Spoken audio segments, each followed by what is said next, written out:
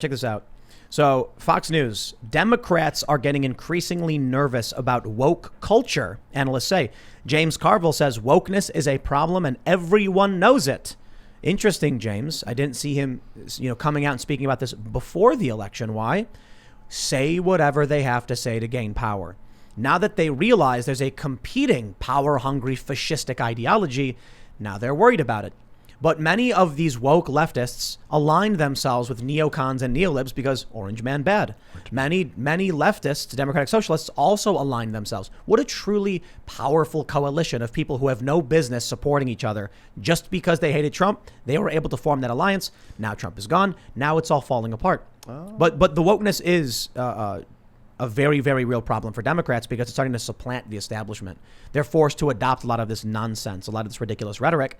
And Joe Biden is the epitome of old white man.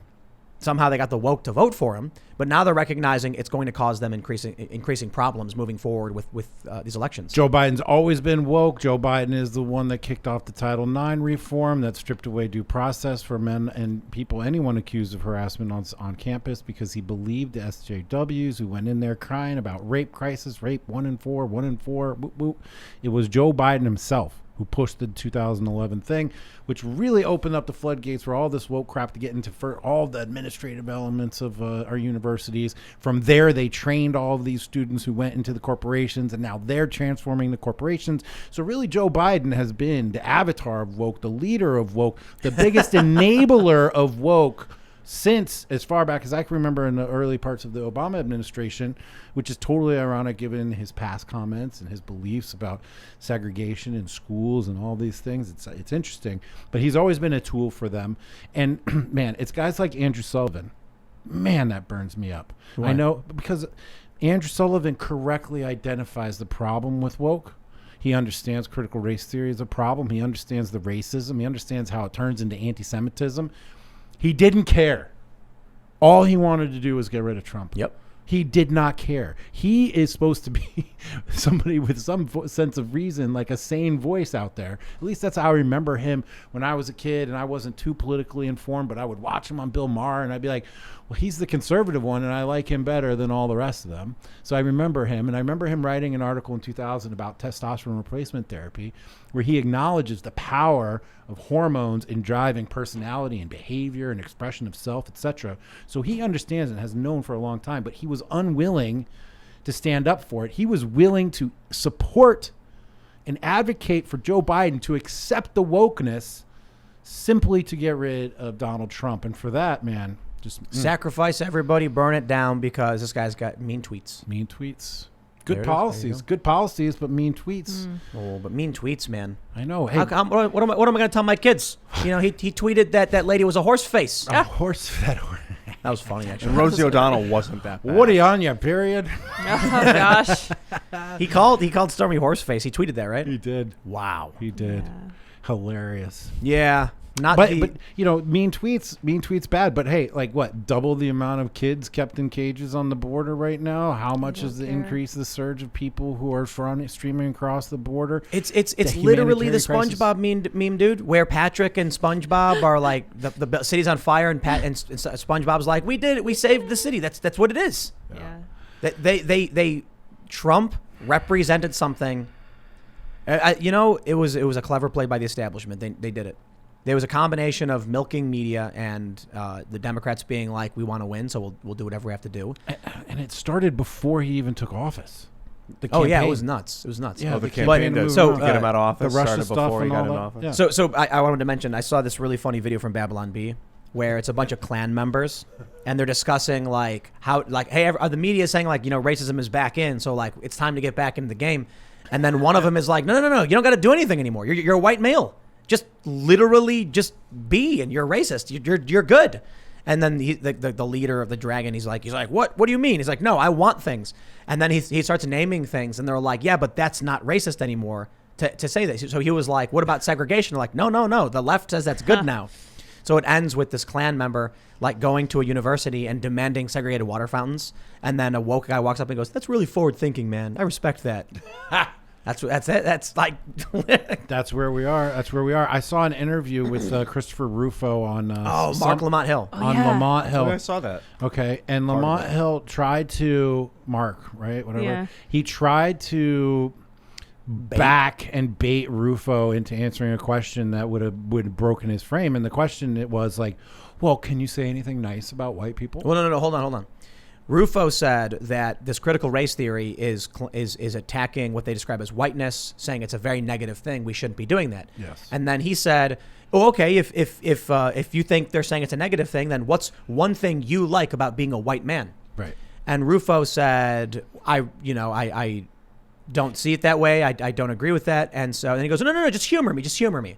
And then Rufo said, "I reject the premise." Of your claims about whiteness, great. And I want you to treat me like an individual as much as I would treat you." And then he tweeted something. Rufo tweeted something that was brilliant. He responded to Mark Lamont Hill saying, "You and I have substantially more in common: the same language, the same country, much like similar income level and class, more so than I would have in common with a Swedish farmer, and more so than you would have with a Nigerian farmer."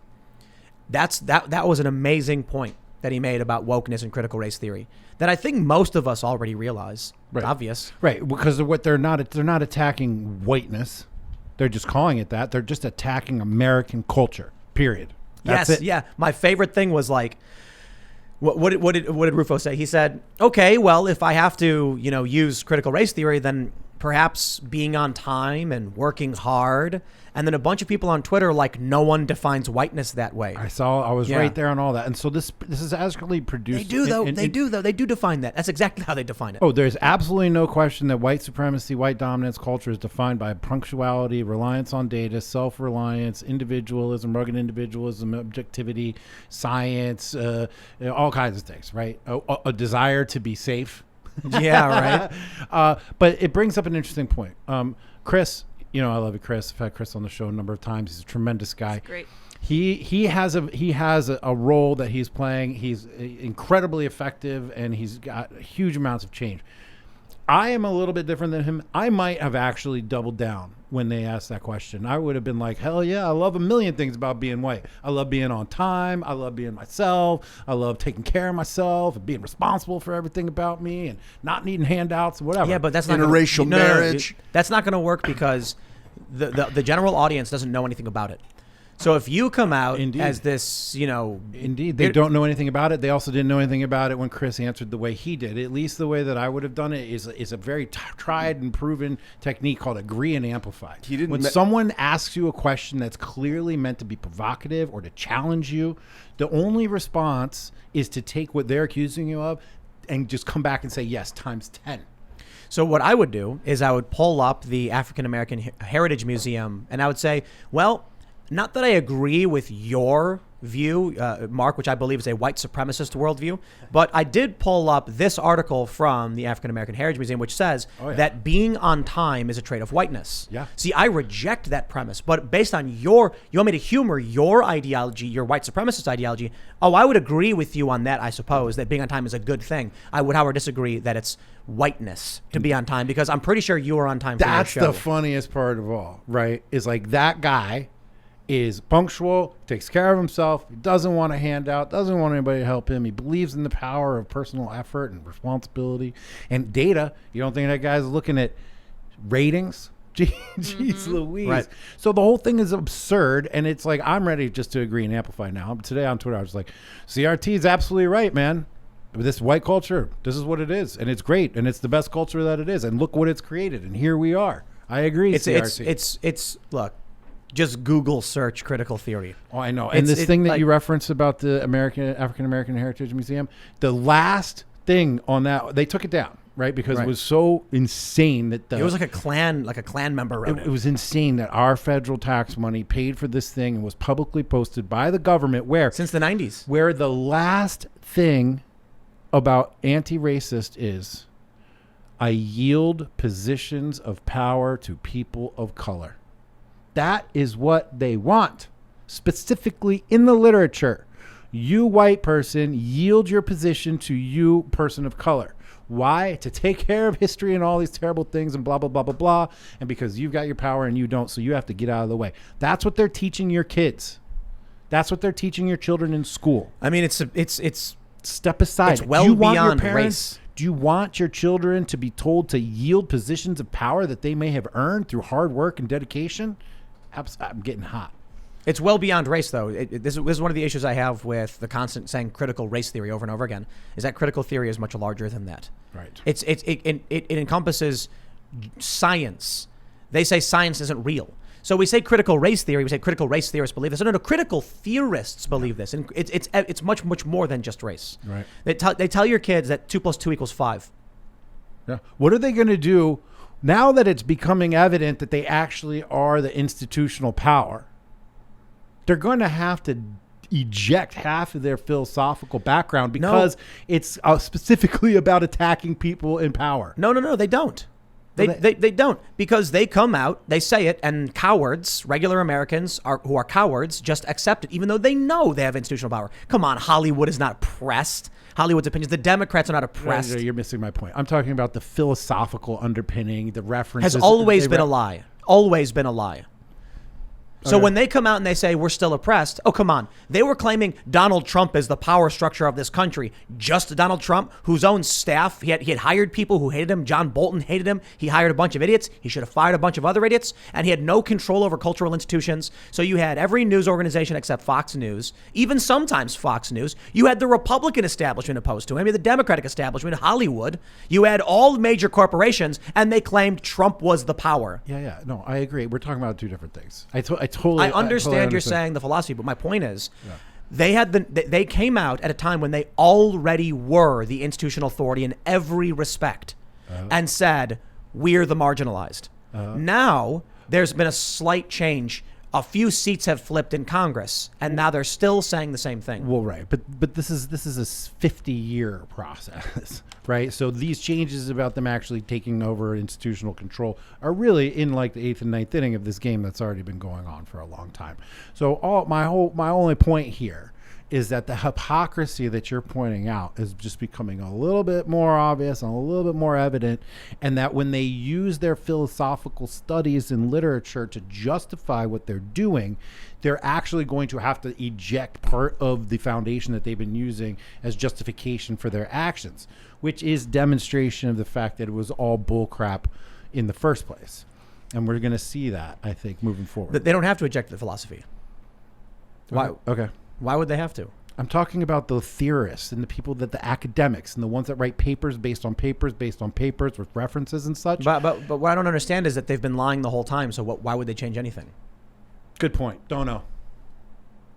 They control the colleges, the movies, the TV shows, the political establishment, the banking institutions. Now the Federal Reserve is woke. Numerous Federal Reserve banks are now embracing wokeness. Joe Biden is doing race-based recovery acts. I'll say reparations. They just flaunt it while still saying that the homeless white veteran sleeping in the gutter is the oppressor and Oprah Winfrey is oppressed. It's always been ludicrous on its face. It's just an excuse to manipulate the emotions of dumb people who don't pay attention. And you know what? I'll give a special shout out to Bill Burr, who exemplified this so perfectly when he was on the Joe Rogan Experience, and he was like, I'm not going to do this with you, Joe. Sit here with you who has no medical degree, and I have no medical degree, talking about what we should do. I turn on the TV once every 2 weeks, and I do what the TV says. Thank you. Yeah, he's so smart. Disturbing. Did you see him on Conan a few days ago? No. He said some really, really obnoxious stuff. I don't remember. He exemplifies the problem.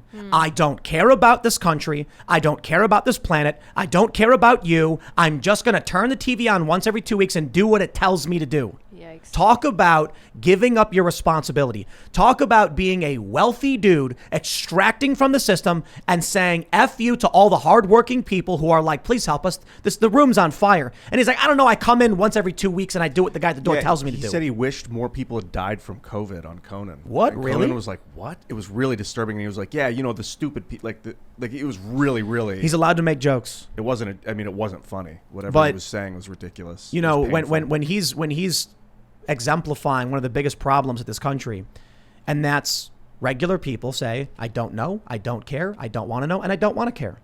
And then it's like, okay, Then what do? They punch each other in the parking lot over a can of beans. There was when the gas shortage hit, a video of a guy punching a woman in the face. Bro, you see, this is what happens when you ignore everything. I was talking about this the other day, several times now with Fauci, for instance. I'll give you a good example. Fauci goes on the TV and he's like, you don't need to be wearing masks. It might protect you from a droplet or two. And then later, a few months later, he's like, oh, I lied on purpose because we wanted doctors to get it. And so my point was, if Fauci came out and said, just wear a scarf, people would have worn scarves. But he was worried doctors wouldn't get masks.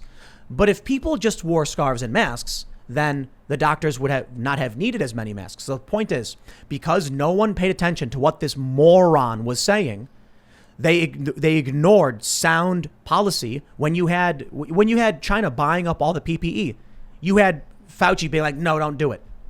And then people died. And then the doctors now need more masks. If people were paying attention, they wouldn't be fighting each other in the parking lot for a can of beans or punching somebody for some toilet paper. Instead, they don't care. They don't accept their responsibility, and they just ignore it. And then we sit here watching the place burn down. It's like we're on the Titanic, it's sinking. And we're like, yo, we need help. And they're like, nah, I'm good. Bill, imagine this. Your boat's sinking, right? You're on a big ship. It's filling with water, and you're like, you know what? It's a slow leak. It's getting faster. But if everybody bails water, we're going to make it. And then Bill Burr walks in and goes, look, I just walk in the room once every 2 weeks and I look at the guy who's sitting in the captain's seat and just do what he tells me. And the guy in the captain's seat, Fauci, he's just saying random stuff. You don't even know what he's talking about. So this guy then goes, that's the attitude all these Americans have.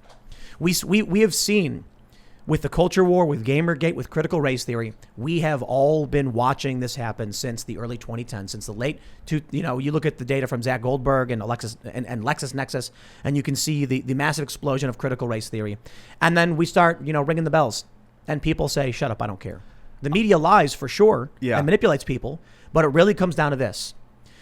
If people just say, I'll turn the TV on once every 2 weeks and do what it tells me, then it doesn't matter what we know. These people keep voting for this stuff. I have friends who, one friend of mine, he films himself walking with like a POV shot of the ballot going to the mailbox saying, you've got to do what's right for this country and vote for Joe Biden. And when I said, what does that mean, vote for Joe Biden? He's just like, well, Trump's bad. Why is Trump bad? What policy? What are you talking about? He doesn't have any. He turns the TV on once every 2 weeks. They say orange man bad every time. So he says, okay, I'll go do what I have to do. Burn the country down and throw another Molotov cocktail into our buildings, our Capitol buildings, our institutions, and then come and complain that me with the water, I'm the problem. They called the plebeians. The plebeians, is that what they were called in ancient Rome? I was just watching this reconquest of the Roman Empire by what was that emperor's name? But anyway, he went around and reconquered most of the empire that had been falling around 250 AD. Most of the people didn't care. The citizens of the cities, they just changed their flag. They'd be like, oh, okay, a new leader. Take the old flag down. But they didn't want to die. They didn't want to get conquered. They didn't want to get hurt. They just go along with it. That's like 98% of the people. I have a lot of sympathy for people that don't have the luxury that we have of spending time figuring this stuff out every day. And it is very common and totally reasonable for people to not have that much time to dedicate to processing, consuming information. And this is why we're in such a critically dire circumstance, because most people don't even check in with the news because they can't, because they're working hard and they're trying to figure out how to feed their 3 kids and deal with virtual school and go to work and deal with gas shortages and deal with corona and all these things. It's hard enough. But it's getting to the point where the institutions are so corrupted that there's zero reason to trust. There was reason to trust. So we're at this part where there's like this tectonic pressure building where it's like, oh, it was okay to be ignorant and rationally ignorant over here because everything was okay. And then moving in this direction it's lethal now to be rationally ignorant. And it's kind of, there's faults happening. There's little faults happening. Sooner or later, there's going to be an eruption. If this thing turns out Wuhan Institute of Virology and Fauci's involved in advanced function or who know, I don't know what I'm talking about. The point is like, if there's a real huge, massive scandal that comes out of this, it may wake some people up. But I still don't know how to solve the problem for the dual working family with multiple kids and 50 different after school activities and groupthink and just not having the luxury of time to dedicate I deal with this with my ex-wife all the time because we're talking about all kinds of issues, and she's like, well, how do you know? It's my job to know. I literally get paid every day to learn and figure this stuff out, break it down, synthesize it, and then explain it to people. It's my job. I'm lucky for that. Let's talk about the real world ramifications for you and your loved ones. So I agree with Jack. So for those just tuning in, we were talking about, people who don't pay attention to the news. And you made a good point that I've often brought up. It's not the job of the average person to focus on news and politics. A carpenter's job is to build. Thanks for checking out this clip from the Timcast IRL podcast. If you want to see the full show, come back to this channel, youtube.com/TimcastIRL, Monday through Friday at 8 p.m., where you can leave comments and super chat, and we actually will read your comments on the show. Don't forget to like, share, subscribe, and if you want exclusive members-only content segments you can't get anywhere else, go to timcast.com, become a member, and we even have full bonus episodes. Thanks for hanging out, and we'll see you all next time.